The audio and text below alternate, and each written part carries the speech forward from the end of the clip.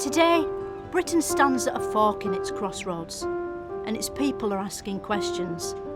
Now we've got our country back, what actually is it? Who are we, and why? The best way to find out where Britain's heading is to look behind us into something called history, a sort of rear-view mirror for time. So that's where I'm going, back there. It's a journey that'll take me the length and width of the country. On my odyssey, I'll be starting sentences in one location and finishing them in another. And looking at some of the biggest faces in British history and asking other people's faces about them. What was the difference between punk rock and just being angry but without a guitar? All of it taking place in this sceptred isle we call home. So join me, Philomena Cunk, as I take you right up the history of the United Britain of Great Kingdom. This is Cunk on Britain.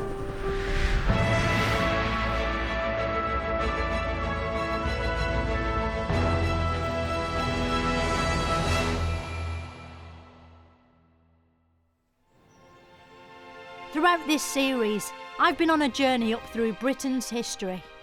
Now I'm almost at the end of that road, at the point where olden times end and now times begin. A time when the archive footage goes colour at long fucking last, and some things you might have actually heard of happened. It's the story of how Britain went from the 1960s to this very moment now. And this moment, and this one, and also this. And found itself here and now at the arse end of history. Britain had been uptight ever since Victorian times, and having 2 world wars on top of that had really knocked the fun out of everyone. Men had to wear bowler hats issued by the government, and their only form of entertainment was reading boring newspapers. They weren't even allowed to get erections and had to make do with a stiff upper lip instead. Meanwhile, women had to stay at home washing clothes, raising hundreds of children by hand and agreeing with their husbands. The only form of personal expression they were allowed was wearing pointy glasses. But all that was about to change, thanks to 4 boys from Liverpool, George, Ringo and their guitarists, a pop band called the Beatles. Some brave volunteers among the British police elect to act with heroism above and beyond the call of duty and escort the Beatles to their car. These Beatles didn't have 6 legs, they had 8 legs, like a spider. Everywhere they went, girls screamed, like with a spider. But unlike spiders, the Beatles never crawled into anyone's mouth when they were asleep. Instead, they sang, which scientists claim spiders don't. The Beatles started from humble beginnings. In the early days, they couldn't afford individual haircuts and had to copy and paste the same one onto each of their heads. And they had to share a microphone to save money. But their catchy jingles were so infectious, they soon led to an epidemic called Beatlemania. And the Beatles wanted to hold your hand, which only made the disease spread faster. Soon it spread across the Atlantic to America, a country which was still there. There are rumours around that this is Britain's revenge for the Boston Tea Party. While the Beatles were in the USA, they started to become influenced by the hippies, which were sort of American wombles. They experimented with a drug called Lust, which made the users see and hear things that weren't really happening. A bit like Netflix, their music turned psychopathic. Rather than churning out more simple love songs, thanks to psychopathic drugs, the Beatles began to sing about deeper, more meaningful things. We all live in a yellow submarine, yellow submarine, yellow submarine. The Beatles created some incredible music whilst they were on drugs. Did they not have dope testing back then? How come they weren't disqualified from the charts? Well, as a matter of fact, there were songs they did that the BBC, who in those days were most of the radio stations, thought were references to drug taking, so they did ban them from the charts. It's weird that the Beatles' LSD songs are so happy, isn't it? Because LSD isn't always a happy experience. Like, my mate Paul met this Italian couple whilst he was backpacking, and they invited him back to their room for a threesome, and they gave him some LSD, and when they got there, the bloke one pulled a screwdriver on him and made him shit in his own shoe and eat it, whilst the woman one filmed it. And that's a side of drug use that Paul McCartney doesn't sing about, isn't it? No, I think luckily that kind of experience never came his way. During one Luzd expedition, or trip, the Beatles became the first Britons to discover the existence of colour. And like Sir Walter Raleigh and his potatoes, they took the discovery home to the UK, where it caught on like hotcakes of wildfire. Britain went overnight from grey to groovy. Suddenly it was cool to ignore society and just be whoever you wanted to be, as long as you had fashionable hair and flamboyant clothing like everyone else. A pearl mink miniskirt. Must be tailor-made for the frieze. Were mini skirts actually shorter, or did they just appear that way because people's legs were getting longer? That they were actually quite a lot shorter, and they got shorter as the 60s went on. Was there a mini skirt for men? You know, like trousers that just stopped under the balls? No, there wasn't a mini skirt for men. That seems like a shame. For whom? For men, so they didn't feel left out, you know. And it must be nice to have that sort of air circulating. But it wasn't just clothes that were changing. The sexual revolution was coming, and the country was lapping it up. Most of the change was due to this: the pill. A condom you could eat, a sort of get-out-of-child-free card that meant at last women could have sex for fun with any man of their choosing for 2 or 3 minutes, until he spaffed off, rolled over and went to sleep. Some women were having so much sex they decided to burn their bras because it was quicker than putting them on and taking them off all the time. Free love was all the rage. Thanks to the pill, sex was turned on its head, and its back, and over the table. People let it all hang out, like your dad doing the gardening in loose shorts. And the law was catching up with the times. For years, homosexuality was illegal, and gay men were sent to prison, where as punishment they'd have to share a tiny room with a man for years. But in the 60s, same-sex sex was decriminalised. It was a time of liberation. Soon, everyone in Britain was swinging, except convicted murderers, because hanging had just been abolished. For the first time ever, Britain was cool, not just the weather. Britain even decided to be cool at sport. England, the posh bit of Britain, brought back memories of the war by beating the Germans again. This time they bounced a ball into a net rather than a bomb into a dam, killing far fewer civilians and coining the infamous phrase, "They think it's all over," presented by Nick Hancock. Things were really locking up. But the fun, like a Toblerone, couldn't last forever. And almost as quickly as the 60s had arrived, they were over, give or take 10 years. And now it was the 1970s' turn to happen. The 1970s was a time of great change, and the first change was the economy. Britain had a new Prime Minister, Edward Heath. With his love of yachts, classical music and church organs, Edward Heath seemed to be a real man of the people. But Heath soon found himself facing a financial crisis, the likes of which the world only sees about every 10 years or so. Thanks to inflation, prices were getting bigger, while wages were getting smaller. The country was in chaos. Britain was said to have the British disease, and there was no known cure, apart from not to be Britain anymore, which is why Ted Heath insisted we should become part of Europe. Soon Britain entered the European Common Market in what should have been called Brentrance, but wasn't. It was so perfect, we held a referendum to check whether Britain should stay in Europe. Yes is now showing at 67% and the no vote at 33%. And it turned out everybody was happy with the idea, as a majority secretly are today, but daren't mention. But things were still rubbish. There was rising unemployment, widespread industrial action, and an energy crisis, which meant for the first time people had to justify how much electricity they were using. But elsewhere on the estate, 1 bar of an electric fire was heating a defiant old age pensioner. If we don't need 2 bars on, well, we don't have 2 bars on. If we need 2 bars on, then put 2 bars on. It's logic, it's human nature. So if the weather suddenly turns very cold again, you're probably going to have to put the other bar on, I'll put the other bar on and the reflector. I'll have the lot on. Soon power cuts became all the rage. Because the lights kept going out at a moment's notice, plunging everyone into darkness, there was no point dressing nicely.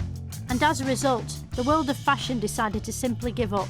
Every item of clothing in the world went off overnight, and the sickness spread to haircuts, which caught Dutch elm disease and became horribly disfigured. Even the air in the sky started to look dingy and awful, and like it was all filmed underwater.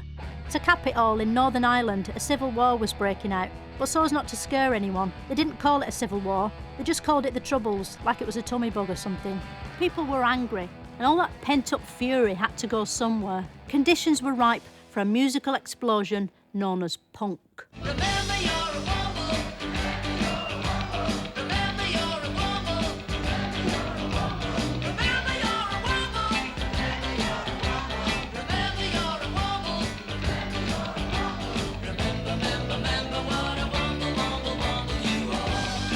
As you can see from this searing performance, the punks were antisocial, cynical and dangerous.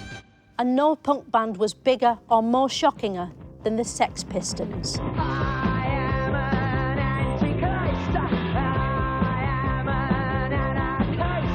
had shocking names like Johnny Bottom and Sid Knickers, and they wore shocking homemade clothes and put hankies on their heads, hence their famous call to arms, handkerchiefs in the UK. But the most shocking thing they did was swearing on TV, an incident so outrageous that in the time since it first happened, it's only ever been seen again 300 or maybe 400 times in music documentaries. It's what? Nothing, a rude word. Next question. No. What was the rude word? Shit. Was it really? Good heavens. The Sex Pistols were fired, weren't they, as TV presenters? What was all that about? Well, I think the thing about the Sex Pistols were that they had a lot of impact because they got a lot of, shock value and sensation in the papers and on telly. And they helped really launch the movement of punk because everybody knew about what they were up to. But I don't understand why they got fired on the telly. Well, they swore. Oh, right, yeah. OK. That was quite shocking back then, wasn't it? Back then it was. Not now, though, No. really. Now you'd have to do something much bigger, wouldn't you? Yeah. You'd have to, do a poo on the one show or something. Yes. And then... Even then, you might not get fired. What if you sort of then hike your trousers up without even wiping? But punk wasn't the only sign the country had gone to the dogs.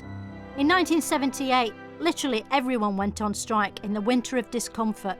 Even punks went on strike, refusing to put on their punk uniforms and instead dressing like normal people. Something had to be done. So it was decided to start the 1980s a year early with the election of a new Prime Minister in 1979. Margaret Thatcher, street name Mrs. Her Majesty, the Queen, has asked me to form a new administration. Thatcher's election was a watershed. It proved that absolutely anyone could become Prime Minister, provided they went to Oxford and married a millionaire. As well as a uterus, Mrs. Thatcher had a vision. An economic vision with all coins up it. She believed in laissez-faire economics, which is French for something, and then English again for the economics bit. OK, let's pretend it's the 1980s and I'm Margaret Thatcher. This is a political interview. What would you ask me? I think I would start by asking if this was the early part of her period in office, why she was setting interest rates so high, why she was allowing the exchange rate to go so high in a way that was really damaging British industry and causing a huge rise in unemployment. And didn't she think that she was causing huge unnecessary suffering? You're not expecting me to answer that, seriously. Mrs. Thatcher had saved the nation from chaos with her tough economic policies, and a grateful nation erupted into lively street parties. The sense of jubilation continued during the royal wedding of the century. It was a dream come true, as the then future and still future King of England, the Prince of Charles, married one of the 3 people in his marriage, the future Queen of Hearts, Lady Diana Frank Spencer, in a wedding just like something from a fairy tale, except without a wolf or dwarves or a beanstalk, or a happy ending. But while people waved flags like idiots at home, trouble was brewing overseas, at a faraway corner of foreign Britain known as the Isle of Falklands Island. This island was invaded by Argentinians who'd mistaken it for an identical island they'd left lying around in exactly the same place a few centuries ago. Mrs. Thatcher immediately fought back by bravely ordering troops to fight and die on her behalf. And soon, that famous flag, the Union Jack, was flying over the Isle of Falklands Island once again. Beating the Argentines at war sealed Mrs. Thatcher's reputation as a tough guy so much that people started to call her the Iron Lady. And she soon got another chance to prove how hard she was, not in a major war, but a minor strike. During Mrs. Thatcher's reign, there was the miners' strike, wasn't there? Yeah. Why was it considered minor? It wasn't considered minor, it was a strike by miners, people who go, underground and dig out coal. Right. What's a mine? So a mine is the underground construction where you dig out the coal. Right. What's coal? So coal is this black rock that you burn. Right. And that's grown underground. And that's underground. So the miners go in the mine. They do. And they get the coal. And they get the coal. And then they went on strike. Yeah. The miners struck their strike in 1984, led by their leader, Arthur Scarface. If we've got to stop out, well, November or December, we'll beat this coal board and go. Thatcher refused to back down, and soon the two sides were at war. A class war. The rich police on their horses in their smart uniforms, and the poor dirty miners fighting with bits of coal. It was like something out of the Russian Revolution, except it was happening here, in Britain, somewhere near you, if you live near a mine. The miners' strike, perhaps the most bitter dispute Britain had seen in years, tore generations apart before ending in 1985, one whole year before the terrestrial broadcast premiere of the BBC sitcom Brushstrokes.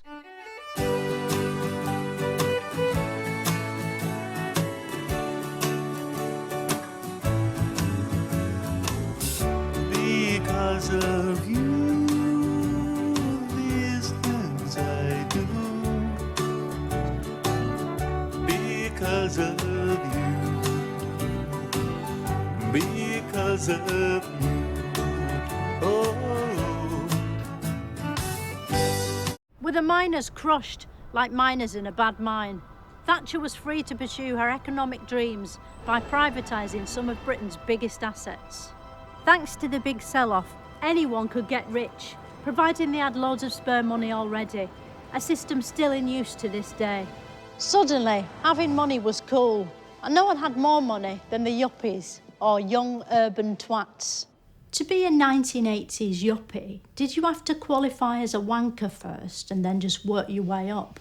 I think some people identified as yuppies, but it was also, I think, used as an insult in the 1980s. I've seen footage of yuppies holding filofaxes and mobile phones. Are they still in that footage? Or where are they now? Where are they now? Well, they're sort of 30 years older now, so... So they're not in that footage anymore? Well, that footage is historical, so... So if you look back at that footage, it'll just be empty? No, the because footage... that person has now left. No, the footage is a recording of what happened in the past. So the footage stays the same, but those people, we don't know what's happened to them. But what of their filofaxes? What happened to them? It seemed like a golden age of twattery. But Thatcher's luck couldn't last forever. And as the 1990s approached, she got too ambitious. By unveiling the controversial poll tax, a tax on people called Paul, and they were furious. Following a wave of protests, Thatcher wound up on her iron arse, leaving Downing Street crying tears down her face, which she'd never done before in case it rusted. The next Prime Minister, Major John, was as fearsome as he looked, and he presided over yet another depressing period of recession. Britain was in a right state, not only financially, but also economically and in money terms too. The only hope was that we could somehow paint and sing our way out. It was an art and culture renaissance, an era defined by Oasis, the Spice Girls, Swede, Chris Evans, Take This, Damien Hirst, The Proddy Guy, Trainspotting, Chris Evans, Mr Blobby, Jamie Oliver, Mopeds, Ironic Wanking, The Italian Job, Chris Evans and Chris Evans. But one name sums up the 90s better than anyone else. Blur. In the 1997 election, why do you think more people voted for Tony Blair than Oasis? You're making a mistake which is quite common at the time, that because the Prime Minister or Labour Party leader at the time was called Tony Blair. Blair. Blair. Blair. Blair. Blair.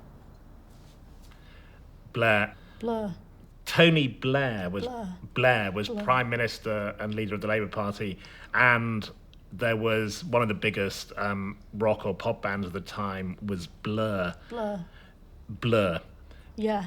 It's hard to remember today, but Blur and Blur were actually two different things. Blur were a rock band locked into a notorious rivalry with Oasis. Oasis were rough and tumble lads from Manchester, whereas Blur were from art school, which is the opposite of Manchester, and that's why they hated each other. Tony Blair, meanwhile, was a guitarist and Dee Ream fan who reinvented the Labour Party and rode it to victory at the election. Blur hosted a party at Number 10, inviting lots of the cool Britannia crowd and immediately making them much less cool. Anyone who was a massive prick was there, but the party atmosphere was interrupted by tragedy. Diana's death couldn't have come at a worse time for a nation that had just got really into being judgmental about her sex life. The sense of loss was shocking. It's hard to convey the atmosphere to younger viewers, although it's fair to say the general mood was... and also... But because emojis hadn't yet been invented, people had to cry with their faces. Millions looked to the Queen to pull a ceremonial sad face in solidarity, but with the monarch constitutionally forbidden to express emotion, their pleas fell on deaf tear ducts. Tony Blair stepped in to say what needed to be said. He called Diana the People's Princess. She was the People's Princess. Even though she wasn't from Peebles, she was from Norfolk. But sometimes the facts aren't as important as how something sounds. It was the first step on a post-pop career that turned the Prime Minister into a living saint, like Bono or Holly Willoughby. Through the 90s, Blair solved all the nation's problems: the economy, health, education, even the Irish troubles. There was nothing he couldn't do. But no sooner had the 21st century started happening than Blair dragged Britain into the war on terror. But the war in Iraq proved about as popular as infanticide-flavoured crisps, and Blair's legacy was well and truly shot through a bin bag. Blair slinked off to live inside a haunted mirror, leaving Number 10 under the stewardship of a man with all the carefree joie de vivre of a haunted cave in Poland, Gorgon Brown. Gorgon Brown knew mainly about coins, but that wouldn't help him because all the coins were about to implode. In a financial crisis, which would become known as the financial crisis. People queued outside banks in scenes of boring desperation. The world of money was broken, and no one knew how to fix it. Today, stock markets across the world tumbled, imploded, continued to collapse like deflated dirigibles. People say the financial crisis happened because it just got too complicated, and it's all because of the maths. If we took maths out of the equation, it'd be much easier. Couldn't we use something else instead of numbers? I think that actually you're right in a way, that there is too much maths in the way that people think about the economy. And one of the things that occasionally goes wrong is that economists think that they can build... Let's go, girls. Sorry about that. After Gorgon Brown stuck a plaster on the economy and left, the country needed a strong leader, and luckily, one man stepped up to single-handedly save the nation. The finest Prime Minister Britain has ever had, a man whose name will never be forgotten, Davis Cameron. Davis Cameron skillfully almost won the 2010 election and formed a Brokeback Mountain-style coalition with the equally visionary and beloved Nick Clegg. Almost immediately, Britain's problems, apart from the economy and social injustice and all the other ones, were solved. And by 2011, everything was going swimmingly. There was even a new Diana in the form of Kate Middleton, who married King William in a high-definition reboot of the royal wedding. By the time the Olympics came to Britain, the country was riding the crest of a wave. Suddenly, it seemed like we could do anything if we put our mind to it, even stop moaning. It was a great time to be British. Unless you were Scottish. Scotland wasn't sure it wanted to be British anymore, and thought being Scottish might be good enough. Delegates, it's game on for Scotland. It's funny, why do Scottish people hate the English when the English have absolutely no feelings at all about the Scots? I suppose it's a bit like a marriage of an old couple. It's as though Scotland and England got married when they were young, and it's constantly under debate whether they're better off staying together for the sake of the pension and the house, or if they should get divorced. Do you think England snores? England looks to me like the kind of person that snores. The Scots held something called a referendum, which is a way of asking the public what they want to happen and then actually taking them seriously, unlike in an election. In the end, Scotland voted to stay attached to England, using a system of fields and roads as before. But the referendum had been such a hit that Davis Cameron decided he wanted one too. But this referendum would be about a different country, Europe. And I will go to Parliament and propose that the British people decide our future in Europe. It was a simple choice. Should Britain leave things as they were and stay part of Europe? Or alternatively, remain on its own and become part of England instead? One thing's for sure, Davis Cameron's referendum would stop anyone arguing about Europe ever again. When the sun rose on the 24th of June 2016, with it came the news that Britain had voted out. Brexit was happening, and everyone was delighted. That is now statistically, mathematically there, that the Leave campaign have won. The Brexit result shook everything up. Suddenly, Davis Cameron was out, Theresa May was in, and Jeremy Corbyn was sexually attractive. The future of Britain is now more uncertain than any point in the past, which is the opposite of its future. Right now, is Britain at an important moment in history, or a significant one? I'd say really important. Not significant. Well, both. What if you had to choose one? Important. Not significant. Just because it's important doesn't mean they can be both. They can be important and significant. Not in this. Okay. You have to choose one. If I'm going to choose one, yeah, I'll choose important. So it's not significant. Throughout this series, I've charted the story of Britain, and it's a story that ends here, with the country once again at a turning point between a rock and a harder rock, closing one door with a foot in the past and opening another with an eye to the future. An eye that's looking at itself in the mirror and asking the question, what sort of massive country am I? Can the nation that withstood Romans, Vikings, plagues, great fires, rippers and Hitler survive itself? Will it draw upon the spirit of King Arthur, Lord Nelson, Queen Victoria, Charles Darwin and Andy Crane? Who will the Britain of tomorrow look like, and why? Britain didn't get to have a long history by ceasing to exist or being born yesterday. The one thing we can be sure of is that Britain is Britain, and it'll stay that way forever, until it's not.